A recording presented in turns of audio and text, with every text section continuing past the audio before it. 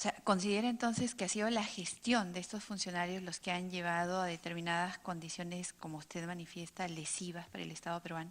Sin duda, eso sin duda.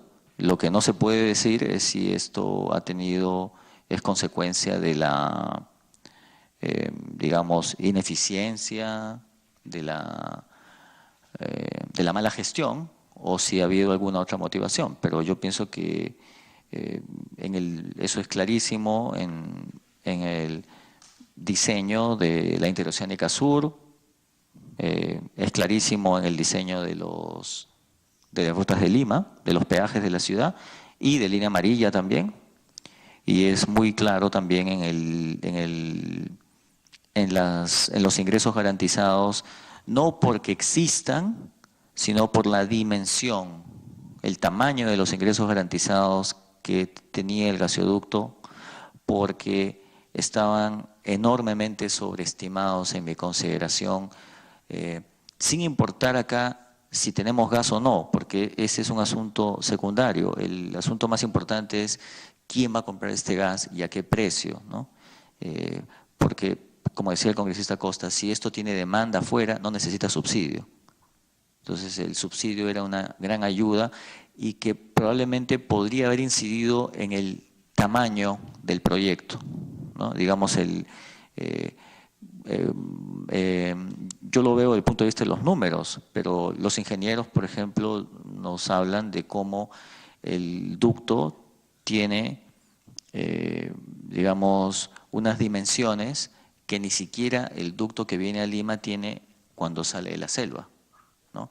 Y probablemente alguien diría, cuando yo voy a disfrutar de ingresos garantizados, quiero que el proyecto sea lo más grande posible, porque así también maximizo mis ganancias, ¿no?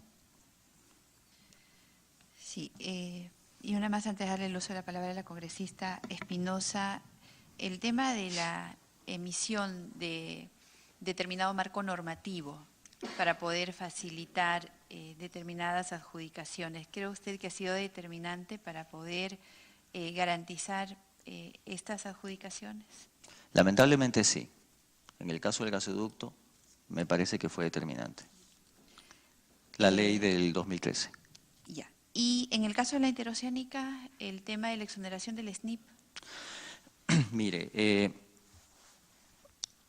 yo pienso, muchos colegas no les va a gustar lo que voy a decir, pero me parece que el SNIP era un buen sistema, que si que quería mejorar, se podía hacer, así como el 003, digamos. No, yo creo que funcionaba y que se podían siempre, como en todo marco regulatorio, hacer ajustes, perfeccionarlo, pero era el filtro que teníamos para orientar la asignación de recursos públicos. Y a mí me parece muy difícil de entender, como economista, no sé cuáles habían sido los otros determinantes, de por qué se eximió del SNIP a la Interoceánica Sur. Ese acto me parece que tuvo una gran consecuencia sobre cómo se dieron las condiciones de la concesión. El congresista Müller hablaba de algunas adendas. Yo quisiera recordar que la Interoceánica Sur ha tenido hasta la fecha 22 adendas, ¿no? No 3, 4, sino 22. Y esas adendas, en mi opinión, tienen que ver con un diseño equivocado de la concesión original, ¿no? Pero en todo caso me parece un grave error haber sacado este proyecto tan importante, ¿no? Y una carretera, ¿quién se puede oponer a una carretera en el sur? O sea, nadie, pero haberla sacado del SNIP porque no hubo la posibilidad de evaluar cuál era la rentabilidad social del proyecto, ¿no? Y si las condiciones de la concesión eran buenas o malas para el Estado, y ahora ya estamos con unas obligaciones contractuales. El Estado peruano está obligado, porque tiene estos 3 tramos concesionados, y si no hay un mecanismo, como el 003 u otra estrategia, bueno, vamos a tener que seguir cumpliendo con esas obligaciones. En el caso de los tramos 2 y 3, fíjese, digamos, viéndolo yo no soy abogado, pero viéndolo desde el punto de vista económico, tenemos una empresa cuyo representante importante en el Perú, el señor Barata, dice que obtuvo la concesión de manera ilícita. Eso, por supuesto, se comprobará en una corte. Y no solo eso, sino que la concesión la obtuvo de manera ilícita a través de una coima al presidente de la República, lo cual ya es un acto muy, muy serio, pero esas concesiones siguen operando. Mientras nosotros estamos conversando, de todos los últimos meses sigue operando puntualmente, y por eso sí me parece que necesitamos un marco, o sea, necesitamos, yo he criticado el 003, pero lo peor sería no tener nada, sin duda, ¿ya? Porque a mí me parece pues que no podemos simplemente decir esto es demasiado, este es un desafío que no podemos enfrentar. Pero a mí me parece que fue un grave error sacarlo del SNIP, ¿no? Yo no entiendo la racionalidad desde el punto de vista de la asignación de recursos públicos. Ahora hay la sospecha de la coima, ¿no? Pero incluso si eso no hubiera sido el caso, me parece que esta carretera a ese precio es una concesión vigente hasta el 2030, de acuerdo a contratos firmados por el Estado peruano. Es un elefante blanco, sin duda alguna. Entonces, ¿no se habría cumplido si se hace una evaluación de rentabilidad social? No habría de ninguna forma, entonces, de acuerdo a la explicación que nos acaba de hacer, cumplido con una evaluación de rentabilidad social. En absoluto. Me parece que ese es un proyecto en el cual la rentabilidad social es claramente negativa, sin duda. Y el reconocimiento del PAO y el PAMO para la recuperación de la inversión del encargado de ejecutar la carretera interoceánica. Bueno, fíjese que muchas de las adendas tienen que ver… ¿Que se condice con la naturaleza de la concesión? No, para nada. También ahí aparece la figura de los ingresos garantizados y no recuerdo en este instante los datos exactos del tráfico, pero en el tramo cercano al Brasil el orden de magnitud es más o menos el siguiente. El tráfico en la carretera panamericana es 50 veces el tráfico que se tiene en ese tramo de la carretera, ¿no? que colinda con el Brasil, y evidentemente hay pues unos subsidios públicos enormes a los consorcios que disfrutan de la concesión. No hay riesgo para el concesionario.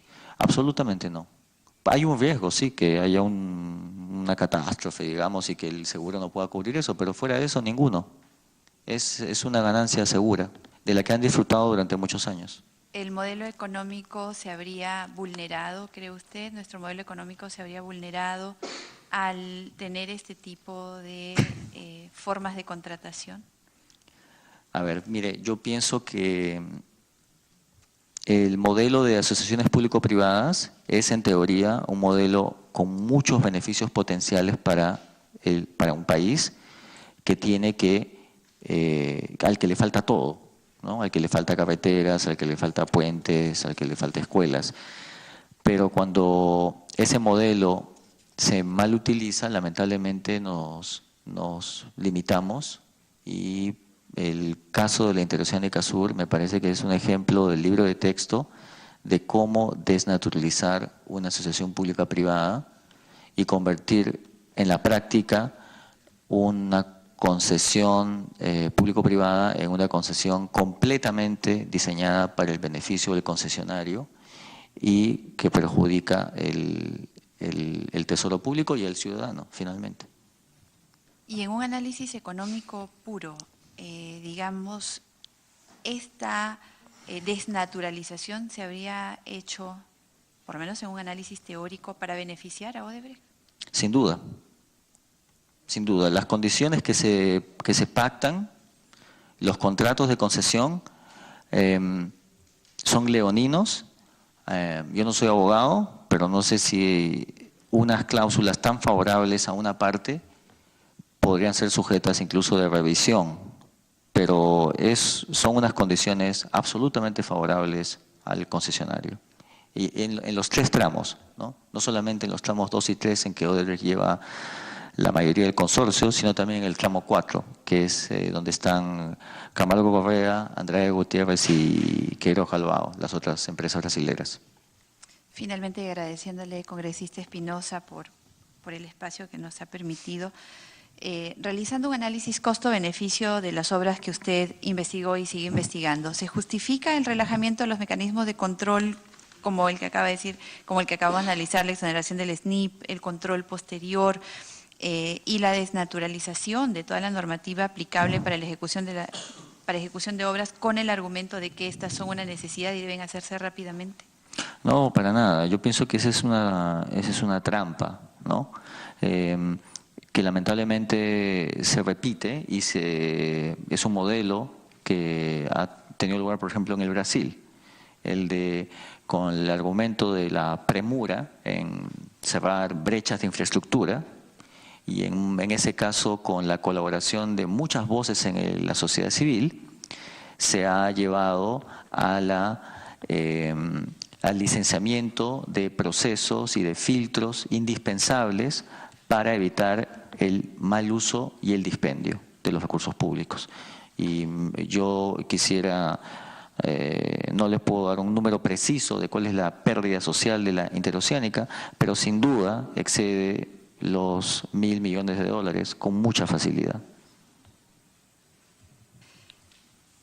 Sí, congresista Costa, solamente quiero terminar esta parte comprometiendo a nuestro invitado hoy a que podamos contar con el resultado de sus investigaciones a fin de que puedan servir como un insumo para que esta comisión pueda hacer los análisis económicos en esta parte y también finalmente si lo que acaba de afirmar obedece también a su investigación, habríamos importado entonces el modelo económico brasileño bajo el argumento de cerrar brechas y de tener una economía orientada a resolver los problemas de los más necesitados. Habríamos importado un modelo económico que no se corresponde con el que está prescrito por nuestra Constitución como economía social de mercado.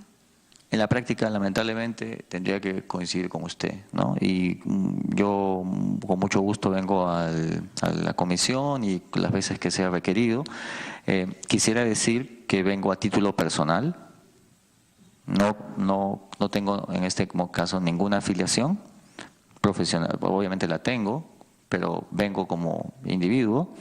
Y también quisiera decir, si me permiten, que no he tenido nunca en mi carrera ningún vínculo económico con ninguna de las empresas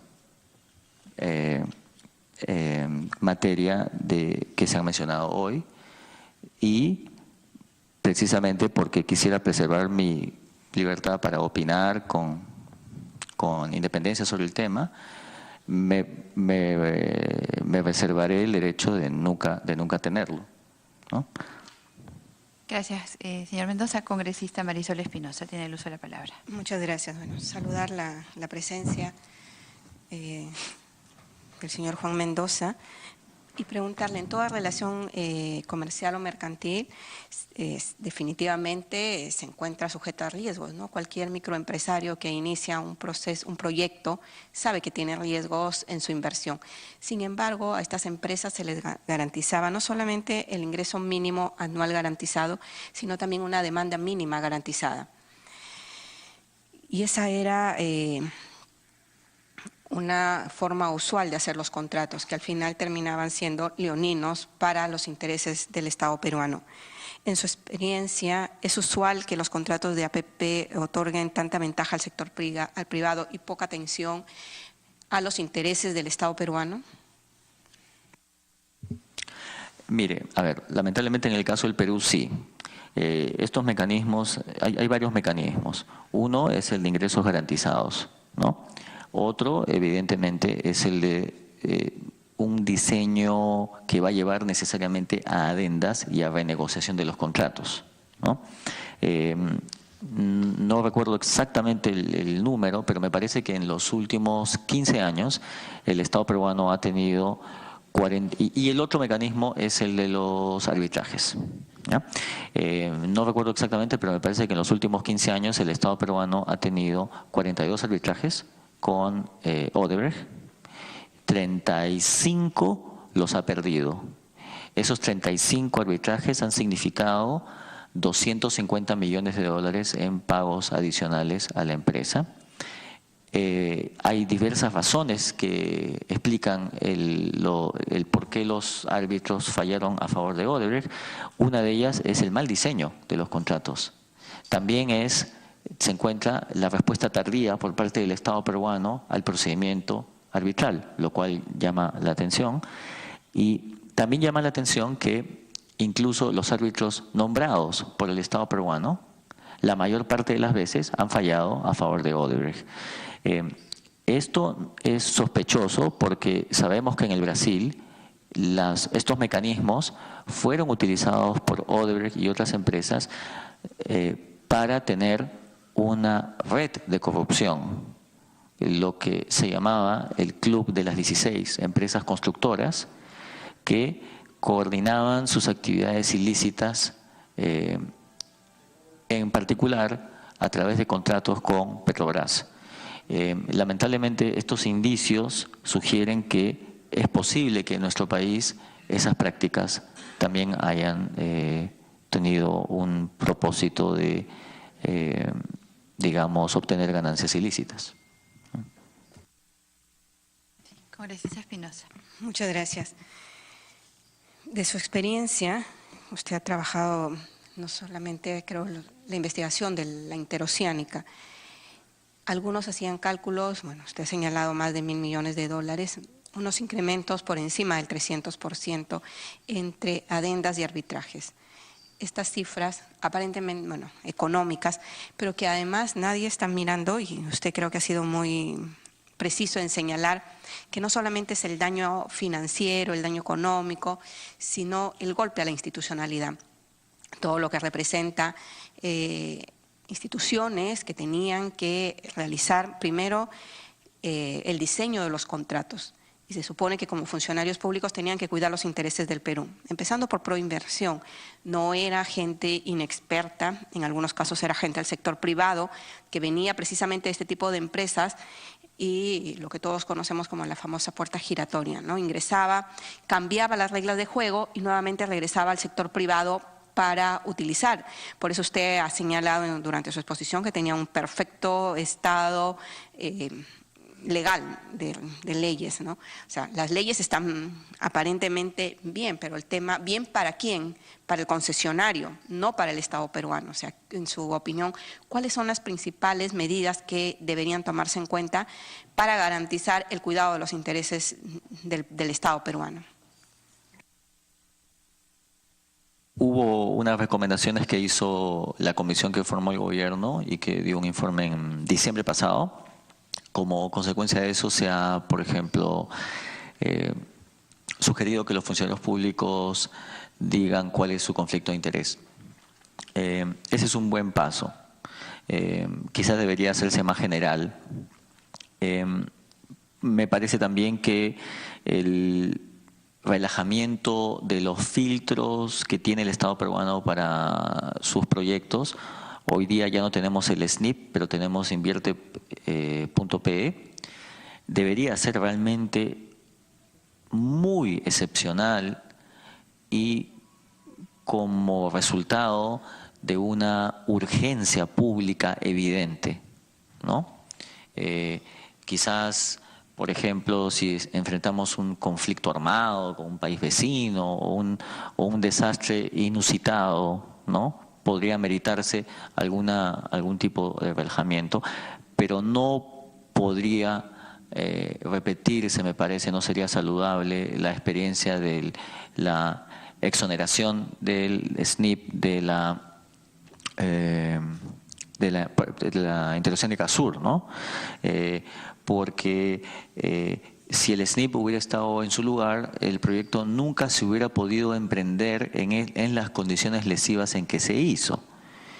Y quizás entonces sí tendríamos una carretera en el sur, en una interoceánica, pero no en condiciones lesivas. Entonces, y coincido plenamente con lo que usted dice, que el daño mayor es a la sociedad, ¿no? Lamentablemente, el problema es complejo porque mucho del talento privado va a donde tiene mejor rédito, ¿no? Y en los últimos años estas empresas, bueno, Odebrecht en particular, pero yo creo que muchas empresas brasileras y probablemente sus socios nacionales han contado con la colaboración, la amplia colaboración de muchos segmentos de la sociedad civil. Y eso tiene es una lección de cómo se pueden también buscar mecanismos de legitimación de los sobreprecios, de los contratos inflados, de los ingresos garantizados, para que, digamos, el ciudadano no se percate de la pérdida de bienestar que estos proyectos conllevan, ¿no? Congresista Gino Costa. Es inevitable no pedirle una reflexión, un comentario sobre un informe precisamente del Centro de Investigaciones de la Universidad del Pacífico, publicado en el año 2008, ¿no?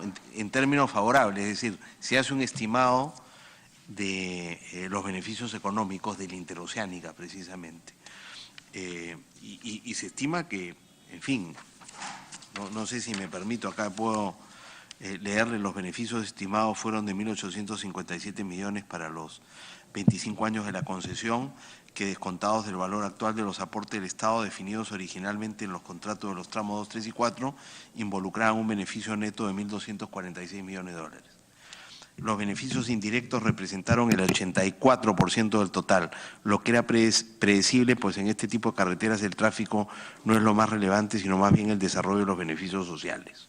Este resultado fue el que nos permitió concluir en los años 2006 a 2008, me imagino que esta es una nota de los autores, los señores Bonifaz, Urrunaga y Astorne, que la interoceánica resultaría beneficiosa para la macrorregión sur, en fin.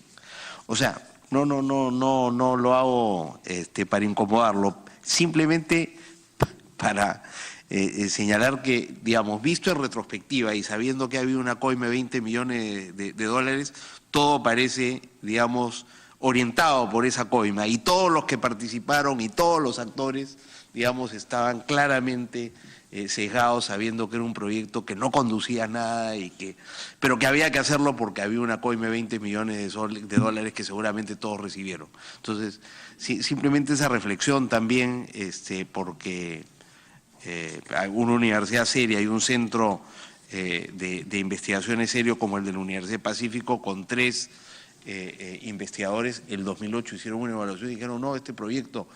Y la pregunta es más bien si hay una evaluación de este tipo más reciente, porque en efecto, digamos, lo que todos decimos es que es un elefante blanco, como usted lo ha dicho, hay poco tránsito, pero quizá ameritaría, digamos, no para justificar los sobornos y la corrupción que han manchado ese proyecto, pero, digamos, poner un poco las cosas en su verdadera perspectiva, ¿no? Gracias, Presidenta. Gracias, le agradezco la pregunta, me parece normal. Primero, yo no puedo decir cuáles son los criterios digamos, todos los profesionales tienen distintos criterios, distintas metodologías para evaluar la pertinencia de un proyecto. Entonces lo que voy a decir es un poco, digamos, lo que parece una cosa más quizás especulativa de mi parte, ¿no? Primero, es posible que los datos que había en ese momento que orientaron estas conclusiones no son los que después se dieron en la práctica.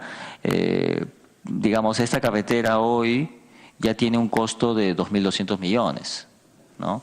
El presupuesto inicial era de alrededor de 800 millones, el presupuesto con el que empezó el contrato del 2005. Entonces, 2.200 costos de construcción. De construcción.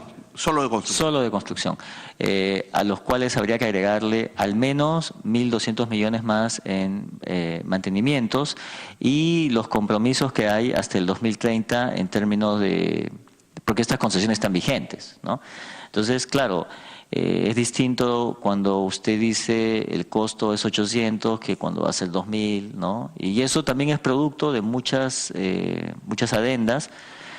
De estas 22 adendas, 9 adendas se dieron antes del término del mandato del expresidente Toledo y las otras fueron posteriores. Y son complejas, pero en general, digamos, lo que uno diría es que lo que sí se dio es que en cada adenda perdía el Estado peruano, por alguna razón, de alguna forma, de algún mecanismo, y lo que sí, exactamente, y los arbitrajes, y esto va elevando el costo y reduce la rentabilidad del proyecto. Y dado que y hasta ahí voy a llegar, porque a mí me parece que como es un informe hecho por colegas, bueno, algunos de ellos son colegas, la señorita Storne no es mi colega hoy, pero de todas maneras que pertenecen a una institución a la que yo estoy afiliado hoy, quizás sería pertinente que cada profesional pueda explicar la metodología que lo llevó a esas conclusiones. Lo que yo puedo decir